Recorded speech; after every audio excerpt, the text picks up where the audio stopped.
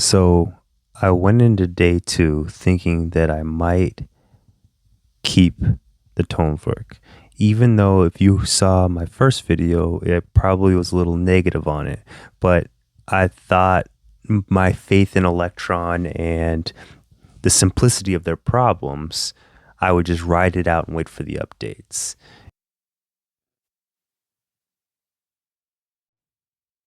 Day number 2. Let's go.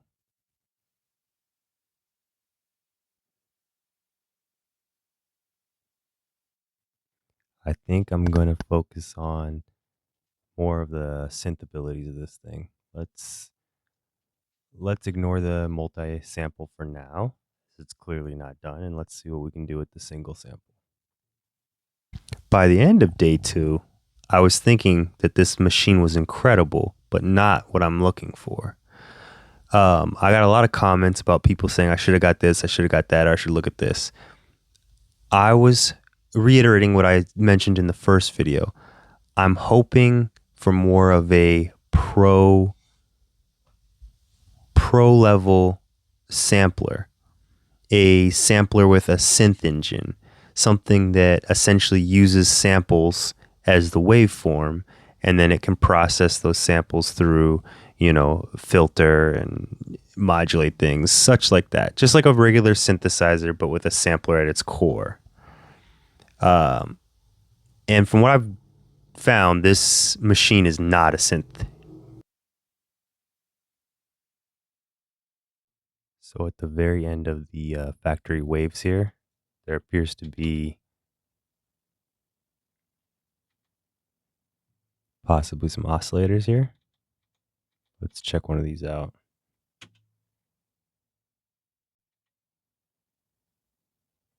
Interesting. It switched me over to a multi-sample unless I mess something up. Let's see here.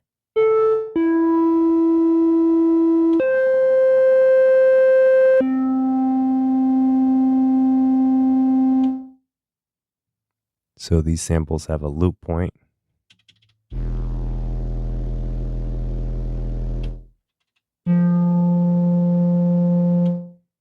Once again, proving that it can loop, just doesn't seem to be accessible on this first firmware.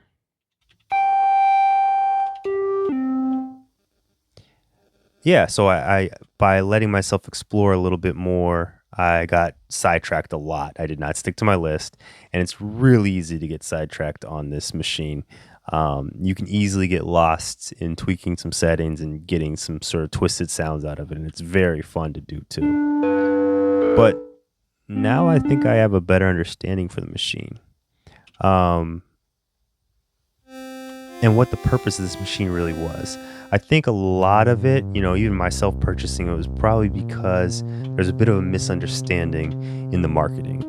When I saw it marketed, the first feature that they pushed was the fact that it was a polyphonic sampler with multi-samples, which to me sounded like a pro-level synth-style sampler, not more of the phrase samplers like a 404 or a drum machine style sampler like the Digitakt. I thought this was going to be more like a synth style sampler, like a EPS Classic or ASR 10 or one of the legendary sort of sampling keyboards. So there was a lot of this device in general. I mean, I think even the benefits to my channel, like the attention and stuff it's getting, this device is kind of like, there's a lot of opinions about it, right? And of course I join in here, and if you're listening to this, you're just hearing my opinion on it, but at least I have the device and I'm running it through its paces. I'm gonna clear up some things. People hating on it, saying that it's half-baked or that it's a money grab or whatever. This might not be the machine for my specific goals, and I might end up returning it, but this is undoubtedly a good machine. The sound quality is top-notch. The effects are incredible. Of course, the Elektron sampler is incredible. When you integrate it all together, it's an incredible device. I could easily say, so here's the sample. This machine is at least worth $1,000. It might not be I don't know if 1,600 feels expensive, but it definitely feels it's worth $1,000. I think it was poorly marketed, and the hate that this machine is getting is misplaced. I can tell you right now, off the first firmware, it is a good machine. Elektron has just had a hard time explaining what exactly it is. So let me take a crack at it, and Elektron, you can thank me later. The multi-sample thing and the polyphonic sampling leads people to think that it's like a synth. And while it is, it's not very much like a synth engine.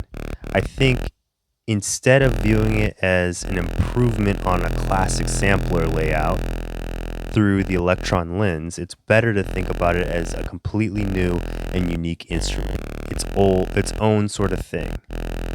My old A-series Yamaha was so much of a synth that it even had a waveform generator and could be used simply as a synth. That doesn't appear to be the goal here. The sample control or the basics of sampling are more in line with a phrase sampler or a drum sampler, not that of a pro level sampler. While it does have the multi-sampling capability, and as the presets show, it clearly is deeper than they're letting you get to with the auto sampler. I don't think that was the main purpose of the machine. All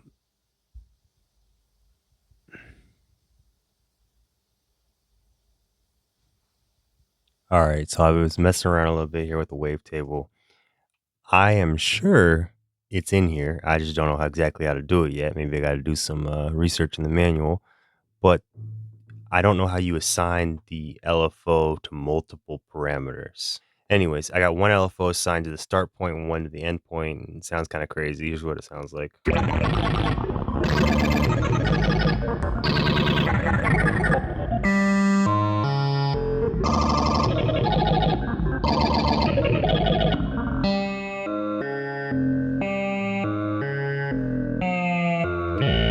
Little effects on there.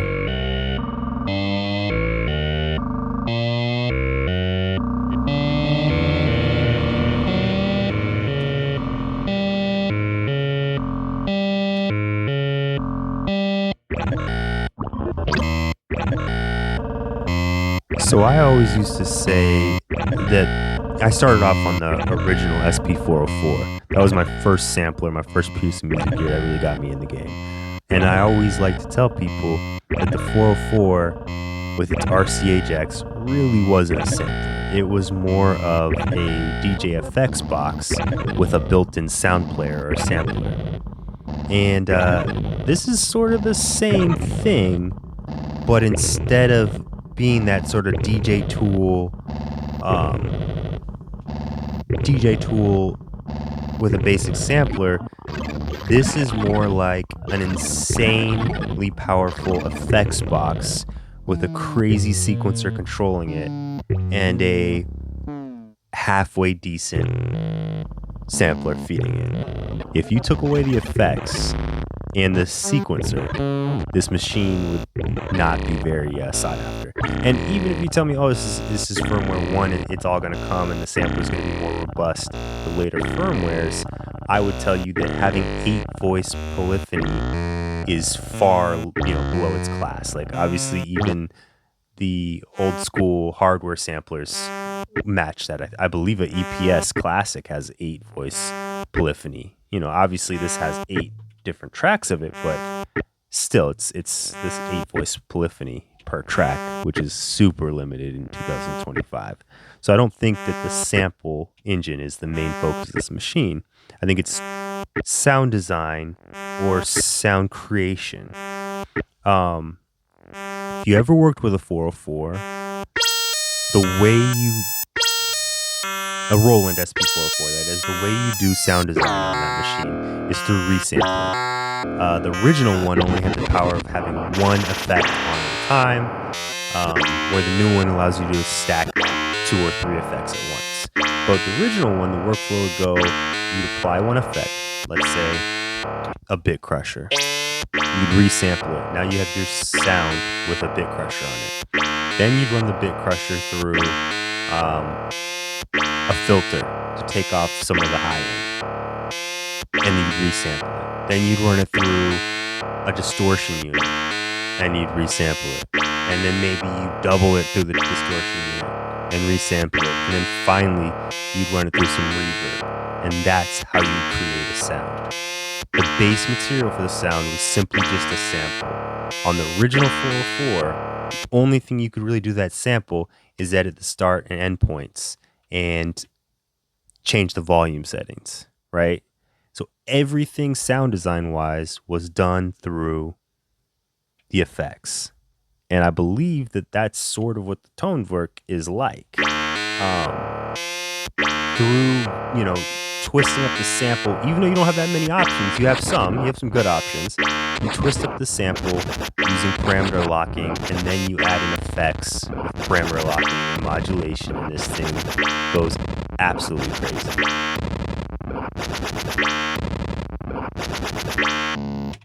So with like a simple mod matrix, or like if there's a way to assign LFO to multiple parameters, that should allow some basic wavetable stuff. The two things I'd like to see is being able to zoom in on here. Once again, I'm sure it's there, zoom in on the waveform. And the other one would be tying them together, the two parameters. Also, it'd be nice to assign it to like a macro knob, which I've heard about. I heard somebody say it's not in this. Basically, where you'd assign, both of these parameters to one knob and be able to shift the wavetable window. They say something about a sonic navigator or something. Sonic Pathfinder is what they say on the box. And I would agree with that. This is definitely an exploration in sonics. It is not a traditional instrument. It's its own thing, which I think is very confusing for people. If you're looking for a traditional sampler, I don't think this is the move, because what I'm looking for seems like I'd be better off with something like the 1010 black box. The effects on this box and the way you mix sounds with effects while being controlled with the P-locks and all that, that's the magic. And it's hard to explain to you what kind of device that is, but I would just have to say like a more melodic, super exaggerated version of a 404. Almost, the dream sort of sampler if you're into that 404 style of sound design. The subtracks are very deep. Those are definitely superior to like the way that the MC707 does its drum tracks. And if you don't know, the drum tracks are essentially the same thing. It's like a multi-sample keyboard, and then you just put different samples on each key.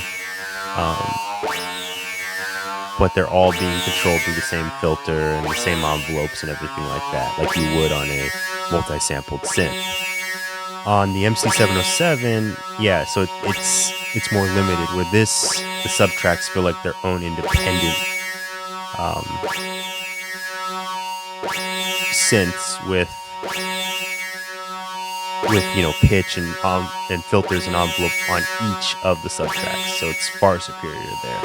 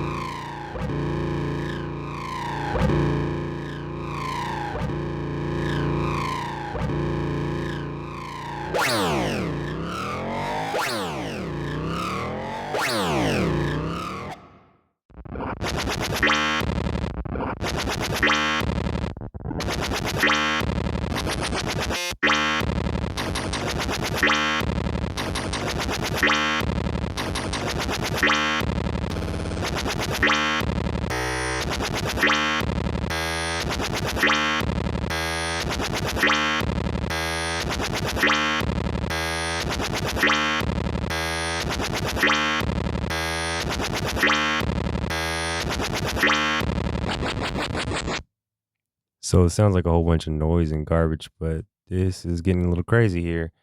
Um, I'm gonna refocus myself because my goal wasn't like to make cool sounds and have a, I mean, I guess that's what they say on the package, right? Like a journey, a sonic journey or whatever.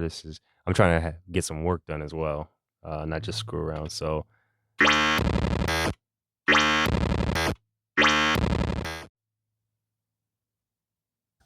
If anyone knows how to route the LFOs to multiple destinations or possibly tie together controls, this machine could easily be capable of doing granular and wavetable type synthesis. But it seems like out of the box it's not there. Electron, if you happen to hear this, that would be an easy layup to add a ton of functionality to this device. Um, the DNA is already there. Just take a small tweak. Um, what I'm envisioning is either, obviously the most traditional architecture synthesizers would use a modulation matrix in which I would send the LFO or an envelope to both the loop start and end point so they move in sync. That way, the loop length stays the same, but just where in the wavetable it moves would change.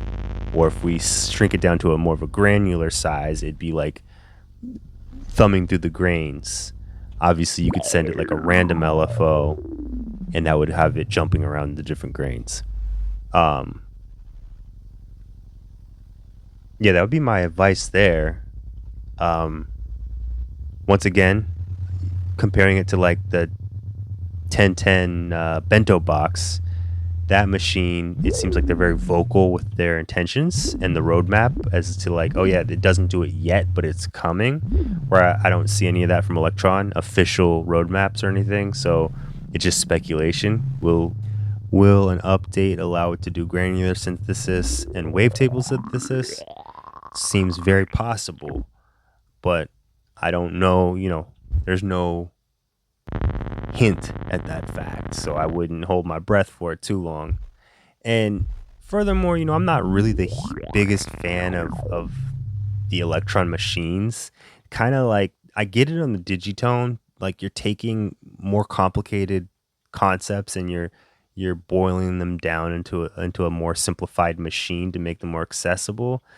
I don't really care for that. I'd like more open access to the engine, just like I have on my, like on my old Yamaha A series, where any sample can be put across any amount of keys on any MIDI channel, and just sort of every option is all combined in one spot. This machine thing, compartmentalizing the idea, the ways you can use something. I feel like you miss out on some of the ability. Maybe it makes it more user friendly. Maybe limitations are good, but I'm not. I just never was a huge fan of the machines. I'd rather build a preset and work within presets, not machines.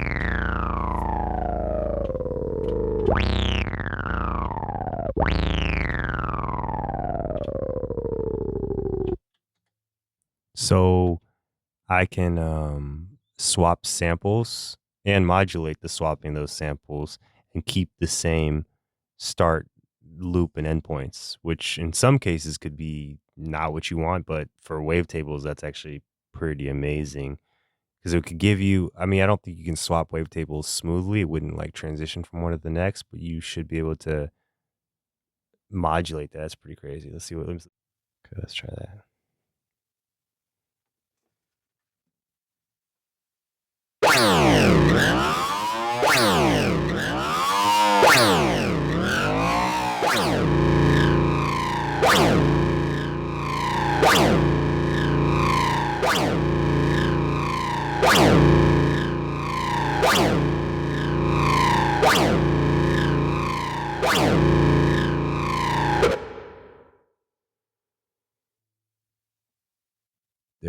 There's definitely some magic going on in the algorithm here because usually when you pitch down samples, it starts to sort of granulate a little bit or starts to fall apart. This sounds pretty good.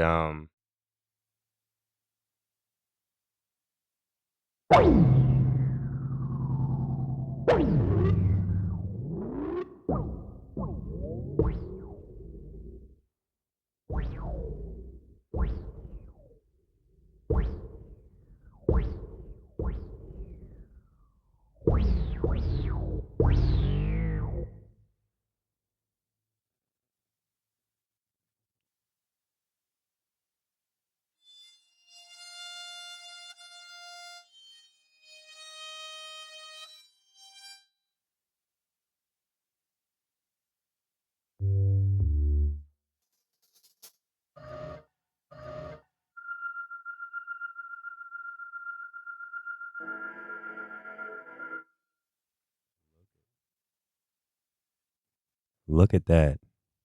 That's pretty impressive right there. So this now it should loop every sample. So if I go into here, this should keep looping, and I could change samples and add it in with another key.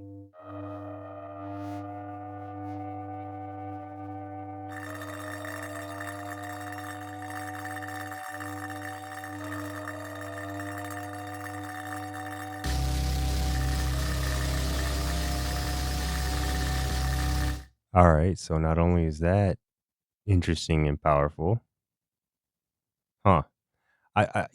It's not there yet, but I kind of think I could see where this is all going to come together. I got a feeling they're going to allow you to load or pick whatever samples you want on your multi-sample. Because I just demonstrated that it's there, right? I just did.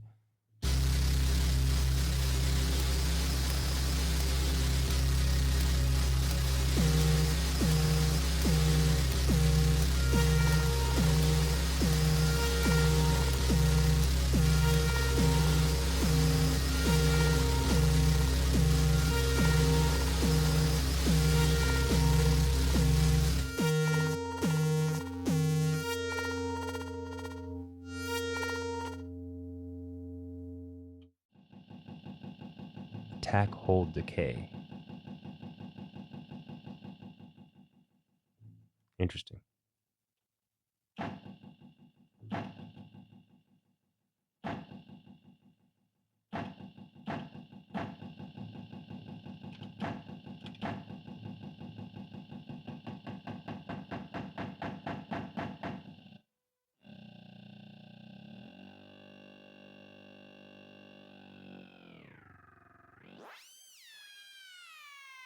To wrap it up for day 2, the machine has incredible sound design potential, but it is not traditional sound design.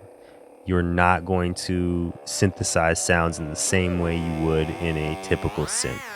This is going at it from more of an effects-based sound design point, and thus making a more unique device and harder to compare to other things. And while it's nice, and I think I would love to have it, I'm not looking for something new in the studio. I'm hoping to replace some old stuff. I don't know that it'll do the job, but we're gonna keep looking at it.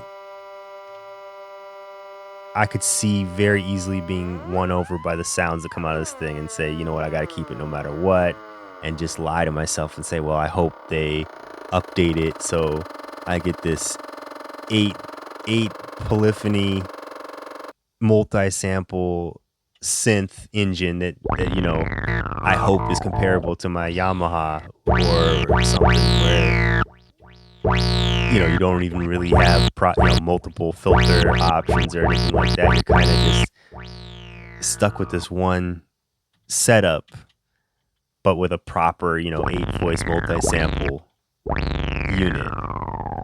That's a tough one to hope for, but it sounds good. I can see talking myself into it.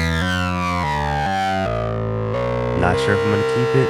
We'll have to see. I think maybe two more days of testing. Day 4 or 5, somewhere around there, I might come to my final verdict. All right, y'all.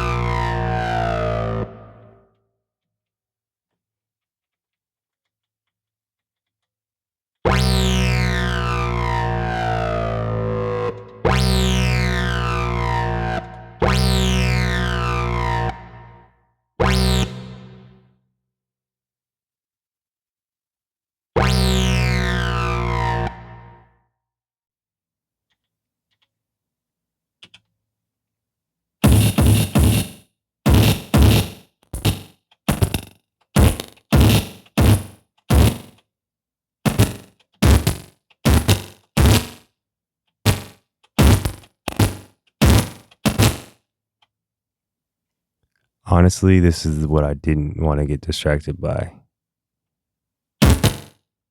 I mean, these effects sound incredible. And the sound quality is crazy.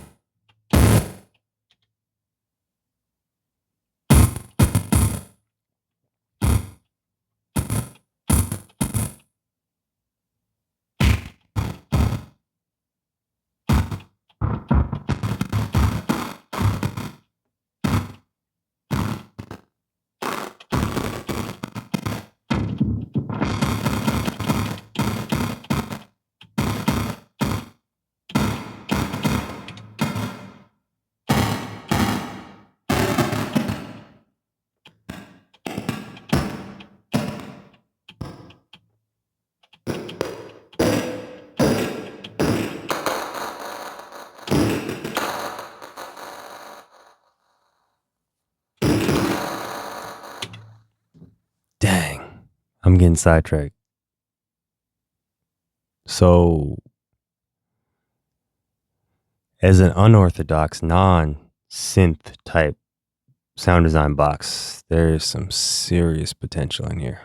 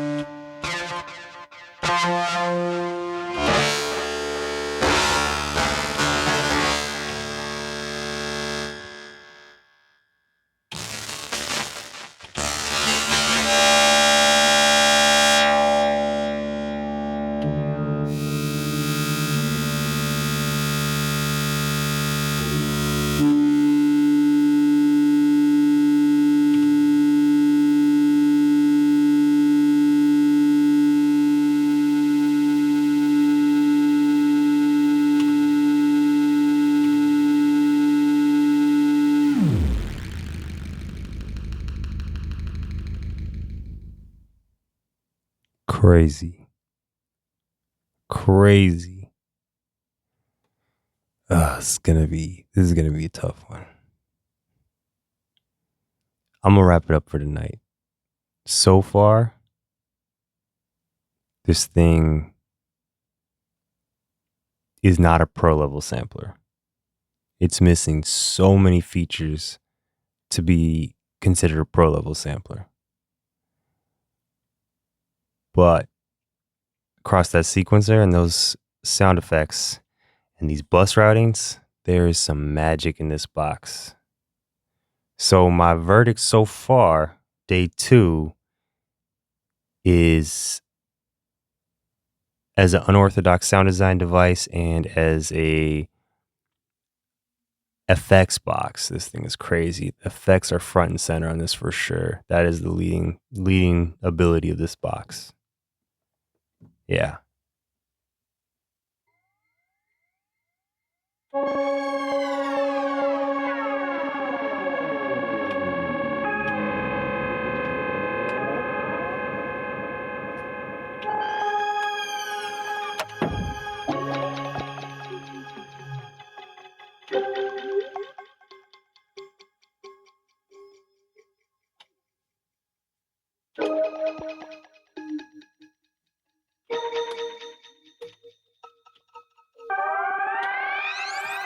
How is this a ARP? How is it doing this? I'm getting real sidetracked now. I gotta call it a night. Let's see it.